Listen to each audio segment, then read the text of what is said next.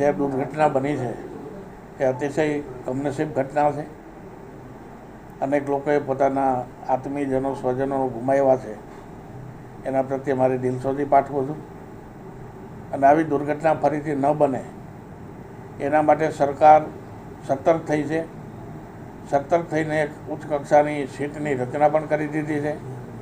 અને મારી દ્રષ્ટિએ આજે સીટ જે પ્રકારે કાર્યવાહી કરી રહી છે, જે પ્રકારે એક્શન લઈ રહી છે, એ યોગ્ય દિશામાં છે.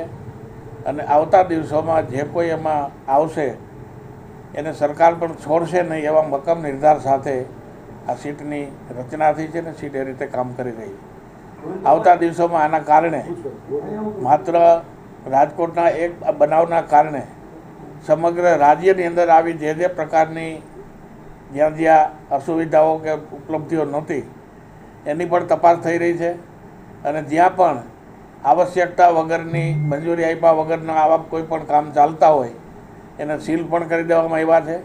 અને અનેક જગ્યાએ ફાયર એનઓસી અને બાકીના સાધનોની જે વ્યવસ્થા નથી એમને પણ નોટિસો આપીને કાર્યવાહી શરૂ થઈ ગઈ છે. અને મને લાગે છે કે સરકાર સક્રિયતાથી અને યોગ્ય દિશામાં આગળ વધી રહી છે.